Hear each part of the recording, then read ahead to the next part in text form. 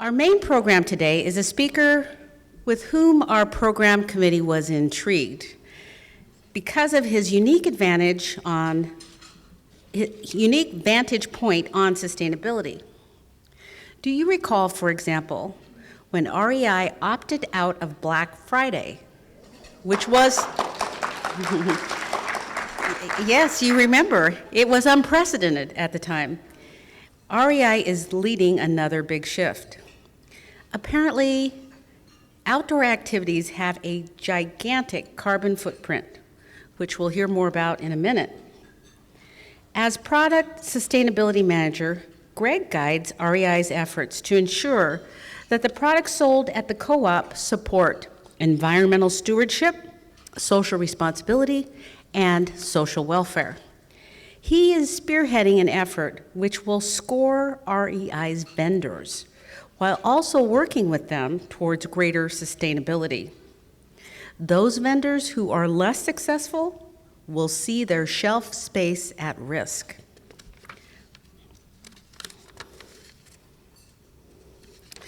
Greg holds undergraduate degrees from UCLA in economics and environmental studies and a master's of environmental management from Duke University.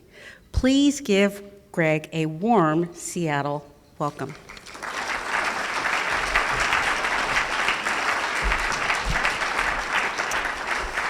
Thank you, Kim, and hello, everybody. Can you all hear me okay? So I'm Greg Gausewitz. I'm here from REI. Thank you so much for having me. So I met Jeff a few months back, and he invited me to this, and I had to be honest when I say I pictured it being maybe 15 people sitting around having coffee. This is an amazing and impressive group of people, so thanks for having me. I just wish I would have worn something more than my jeans and my flannel, but this is the REI uniform, so I had to wear it. So I'm going to talk about product sustainability. I'll talk a little bit more about what the heck that means. I'm going to talk about how we approach sustainability at REI from the product lens. Now, first off, it's always fun to give a talk in Seattle about REI because this is where it all began. So on this slide, you see a recent article from the Seattle Times talking about where REI literally began in our founder Lloyd and Mary Anderson's home over in West Seattle. So the co-op started back in 1938 by this couple who were avid mountaineers, and they wanted to get out into the local mountains and climb peaks, and they found it hard to find affordable, high-quality gear in the local area. So they banded together with about 20 of their friends. They went over to Europe, and they started importing products, the first product being an ice axe that they found in Austria. And you see that ice axe still in our stores. The door handles on many of our stores are this kind of symbolic ice axe. But they grew the business out of their home in West Seattle. So it's kind of fun to think about how the co-op grew from that original group of about 20 people to over 18 million people, which is what it's at today. Now, this has been alluded to this afternoon, but it's important to think about what does it actually mean to be a co-op. It's a pretty different way of operating. We don't have investors. We don't have shareholders. We have members that really are our key stakeholders in our business. How many of you, by a show of hands, are REI members? That's incredible. That's the vast majority of the room. So in many ways, you're all my boss, so thank you. Hopefully you'll go easy on me today. But really, having this structure frees us up to do things that companies that have to report quarterly to their shareholders or have to report to their investors can't do. We can think about the long term, and we can think about more than just the bottom line. That said, we are a for-profit business, so we have to keep the lights on, we have to be smart, we have some tough competition, but it's interesting to see how this model can continue to be relevant and continue to set REI up for success in the modern era. Our fundamental belief at REI is that a life outdoors is a life well lived. And judging by the fact that many of you are REI members, I would venture to guess that you buy into this belief as well. Whether it is the physical benefits of getting out and hiking or kayaking or skiing or doing any of those things that strengthen your body, or whether it's the mental benefits of time spent outside to unplug, recharge, and focus, we all know this to be true. And over the years, REI has focused a lot on selling product, But that's not all that we do. We offer classes, we do adventure travels, we have content, we have ways for people to rent gear and buy used gear. So all of this is about supporting our members in getting out into the outdoors and living this life well lived outside. Another interesting thing about our co-op model is that we end up giving more than 70% of our profits back to the outdoor community. And that's through our dividend that hopefully many of you appreciate, profit sharing with employees, and nonprofit donations and participation. So we're deeply involved in the community, and this is one of the many things that sets REI apart. We have what we call a quadruple bottom line. And so we look not just at the business results, although we definitely do look at that. We also look at what is the impact that we're driving for our members, for our employees, and for society at large. So some of the highlights that you see on this slide, I'm not going to read all of them, but we're coming close to $3 billion in sales as just a scrappy little co-op just down the road in Kent. We have over 18 million members, as I mentioned. We got almost 200,000 people to participate in outdoor classes last year. We gave back about $77 million to our employees through profit sharing, and we invested over $8 million in over 400 nonprofits, some of which some of you may be involved in. So these are some of the metrics that we look at and the ways that we think about the health of our business, not just through the lens of dollars and cents, but through the broader impact that we have.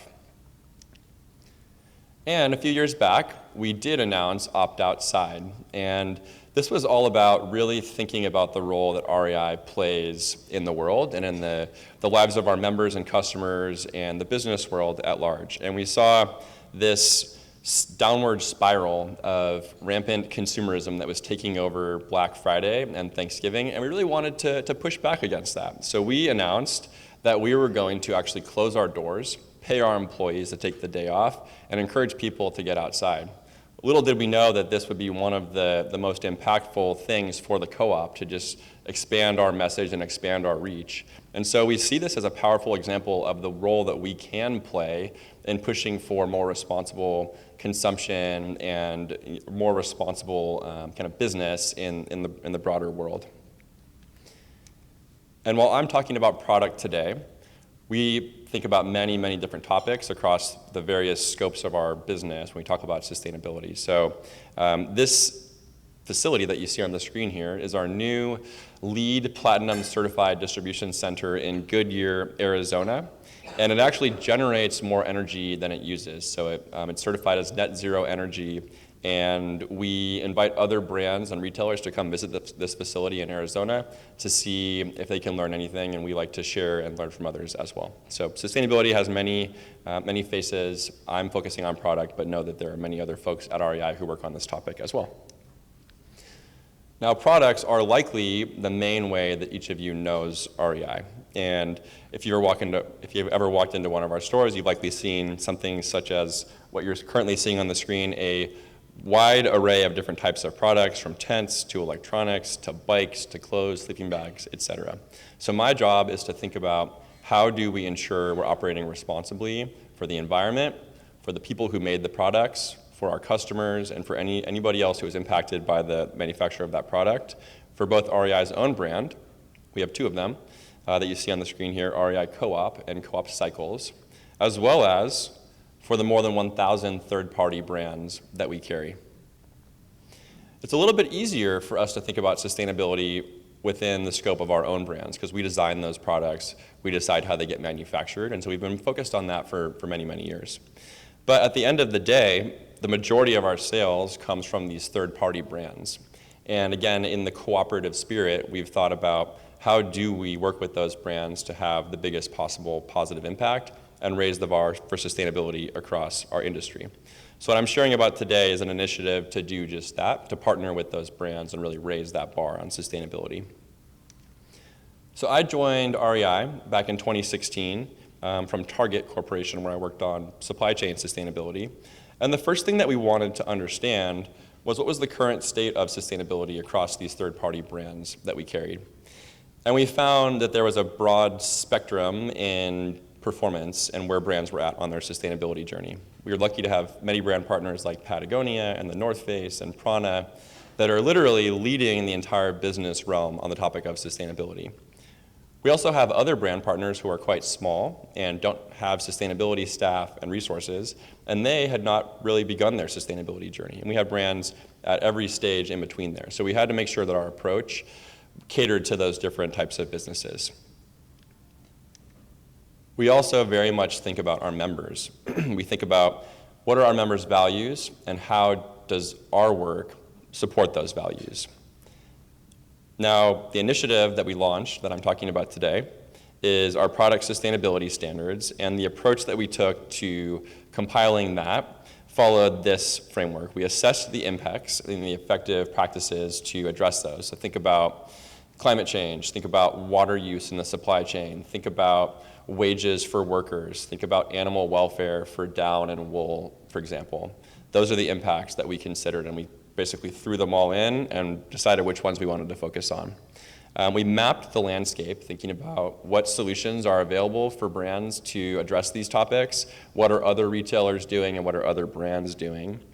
We got input from a broad array of brands, from both small and large, from different categories, and we wanted to understand what's feasible for them, what's effective for them. And then we wanted to make sure that we're providing guidance and support, especially for those smaller brands that don't have the resources that we're lucky to have.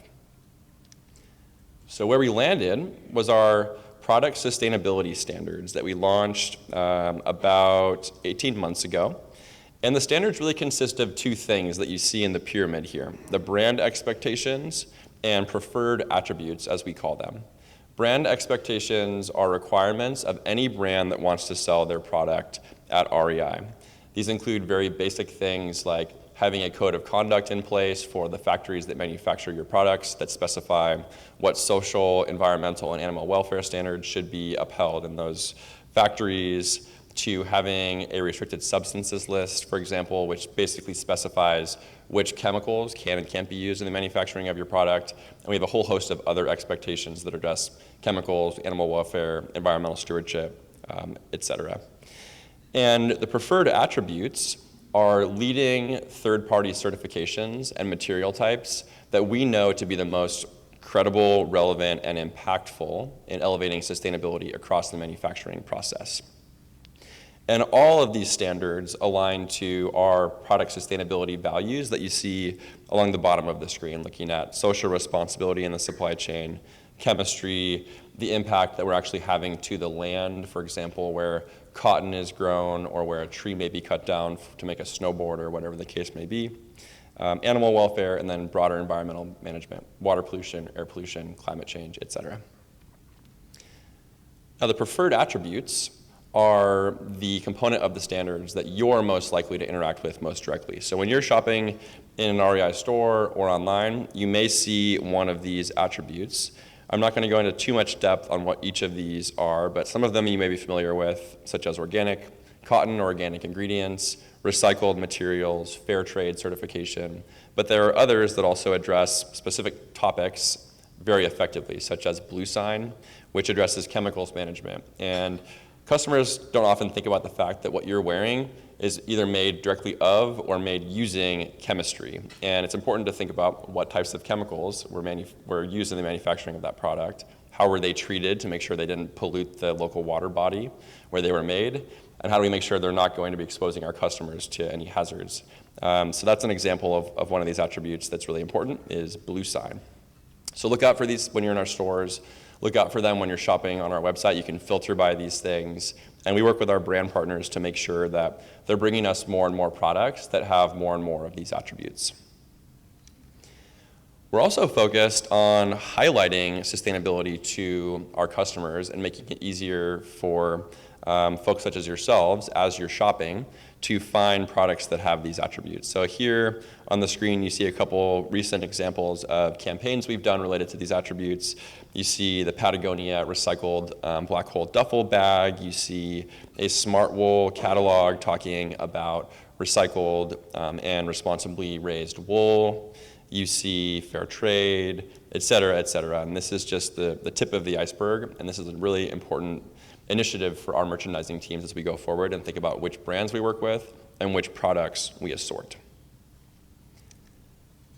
We also did an assessment, and this is something I like to call the convenient truth in this case. We do this work because it's the right thing to do, but we also found very conveniently that our customers really seek these products out, and the products that had one or more of these attributes tended to sell better, got better customer reviews, and left our customers more satisfied.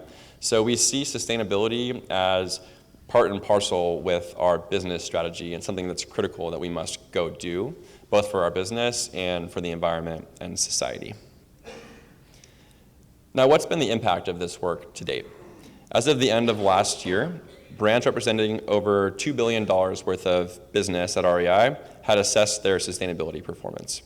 300 plus brand partners reported using one or more of those preferred attributes.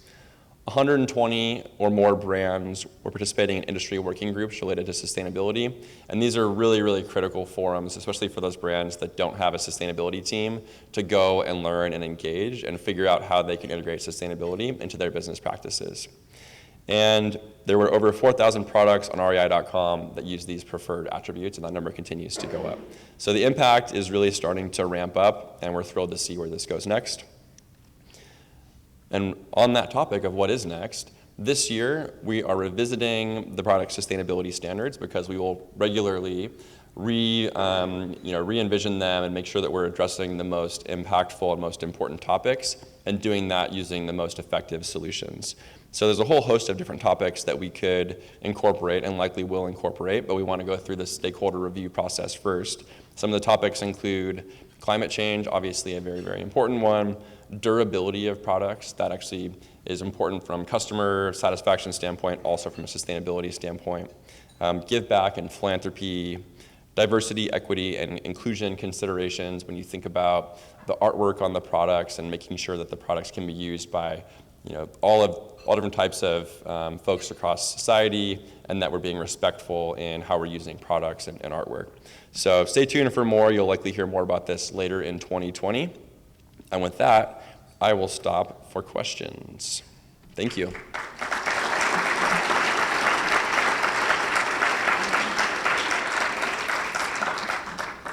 First question here. Hi, I was wondering what you're doing. I'm not following this closely, but there's a whole issue with flame retardant chemicals, and I'm just wondering what am I at risk of burning up because my clothes no longer have flame retardant in them, or what's the answer? That's a great question. So a few slides back, looks like the slides are gone, that's okay. So one of our product sustainability standards, which is a brand expectation, a requirement of any brand that sells at REI, addresses just that topic. So that's a really good example of a specific chemicals-related topic in a specific category. So with the standards, we rolled out a specific list of chemicals that are commonly used in flame retardants, and we said, hey, tent brand partners, you can't use any of these chemicals in tents anymore. And so we worked with brand partners to avoid those. Over the long term, we intend to get to a point where we no longer have to use flame retardant chemicals in tents in general.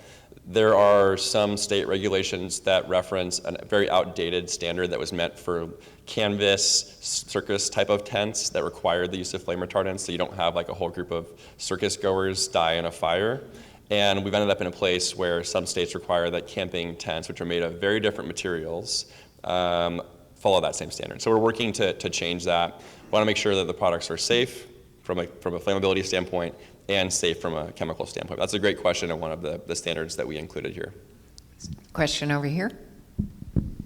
Hi, thank you for giving that wonderful talk. It's so nice to see REI leading the way. So my name is John Adams, and I run the oldest sustainable investment operation on the West Coast. And so I know the terminology and what incredible impact you can have on your supply chain. My weekends for the last 40 years have been spent going and hiking all the high peaks of the Northwest and the Rockies. And one of the things that I run into is that there is a lot of stuff. We're going into the most pristine environments, right? The most beautiful remote lakes and the highest mountains, and then we have this stuff that we've packed up there.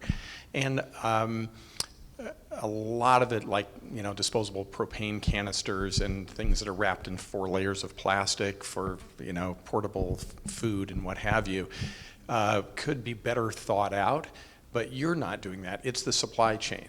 So the thing that I'm wondering about, you didn't talk a lot about how much influence you're having on plastics and packaging, and also are you having any impact on your supply, through your supply chain, on greenhouse gas emissions, just raising consciousness or getting reporting and disclosure on that?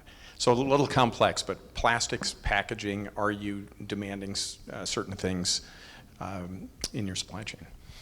Thanks for the question. The answer is yes, and you actually hit on 2 really important points that are going to guide our work going forward, those being waste and climate change. So on packaging, that is one area that we continue to engage our brand partners. With our recent OptOutside announcement last fall, we actually introduced a new campaign called Opt to Act. So OptOutside is no longer just about getting outside on Black Friday. It's about encouraging our community, including our members, brand partners, customers, employees, et cetera, to take action to make the world a better place. And one area that we focused on with that campaign was packaging. And we've started with the area that we know to be frankly, the biggest issue right now, which is plastic poly bags that apparel gets shipped in. So just about any apparel item that you buy, whether it be from REI or another store, comes in a clear plastic poly bag that is not widely recyclable. So we're working with brand partners to reduce the use of those and, in fact, eliminate them over the coming years. And that's just one example. There's a whole host of other types of packaging that, you alluded to some of them, fuel canisters and food packaging, and those are all important, but we're focusing on the highest volume first, and we'll continue to work with brand partners. And that's an example of something where we can put the challenge out to the brand partners, and they can come to us with the solution, because we're not, we don't make food ourselves, so we've encouraged them, hey, we want you to reduce packaging waste, bring us your solutions, and once we find the brand that's doing it right, we can help scale that across all of the brands. Climate change, absolutely, and it's the environmental issue of our time, and it's something that we're incredibly focused on. So I don't have enough time to dive into all the details on that, but if you're curious to learn more, I would encourage you to check out the Opt to Act announcement from last fall. It's on, I think it's rei.com/opt to act, or check out our blog. There's a couple blog posts recently about climate change, and you'll be hearing very much more from REI about climate change in the coming months. Next question here. Hi, you mentioned when you were discussing the business impact slide that customers have responded really well to the environmental initiatives you have undertaken. Have you tracked that region to region in the country? Is this especially Washington State? Is it equally distributed? Do you see some variation from region to region? I'm not sure I've been a part of work at REI where we've tracked uptake of sustainable attributes and products by region, but I have seen other studies that show that in certain regions of the country that are more environmentally progressive, like the Northwest and the Bay Area and parts of the East Coast, you do see customers being more aware of these things. And that's why we want to make sure that we have a robust assortment of products that meets the needs of every customer. And there are some customers who care more about durability or a really affordable price point than they care about having the highest, most innovative, high-performance jacket. And so we have a broad assortment of products. We want to make sure that sustainability is part of all of that. One of the things that's relevant when you think about meeting the needs of different types of customers, we're really focused also on selling used products and providing more rentals, so that when somebody goes out into the outdoors, they don't always have to go buy a new product. And this gets back to the topic of consumption and reducing waste. If we can have one jacket or one pair of skis or one bike or one kayak meet the needs of multiple customers, that's when you start to see consumption actually go down while enabling more outdoor experiences. So we want to make sure that our product offering caters to the whole range of different types of customers, from the customer that wants the fancy Arc'teryx brand new jacket to somebody who just wants a basic, fleece to go out and hike in the local mountains or whatever the case may be. So really good question, and we're working on that. I believe that may be all the time. No, we that got I one have. last question Oh, one last over question. here. Okay. Hi, my question is about sustainability in your travel services, and specifically whether you have a carbon offset feature and how it works. Good question. We are in the process right now of finalizing our latest carbon footprint. So you think about the entire, your entire business and what carbon emissions result from REI existing. Everything from our employees driving cars to work, our employees traveling by airplane to meetings, the energy that we purchase through electricity, et cetera, the full spectrum. And we're, in 2020, going to be launching a climate strategy that includes all of that. We currently don't offset employee air travel, but we do purchase renewable energy credits for any of the electricity that we purchase for any of our owned and operated facilities. But you're seeing more and more companies looking at the scope 3, as they call it, of their carbon footprint. Scope 1 and scope 2 are the parts that you, as a business, directly control through either burning natural gas or fuel to heat your buildings, to turning on the light switch to use electricity. This includes all of the other parts of your footprint, including employee travel and corporate travel. And so that will very much be part of our strategy. And while we're at it, it's interesting to look at some of the other businesses that have recently made an announcement on this topic. Microsoft made an announcement last week that was huge. They're working to be climate neutral by 2030, and they're actually going back and looking at all of their historical emissions and are figuring out how they can offset those. Amazon made an announcement recently, and so you can expect something from REI in the coming months as well. Thank you very much. Appreciate it.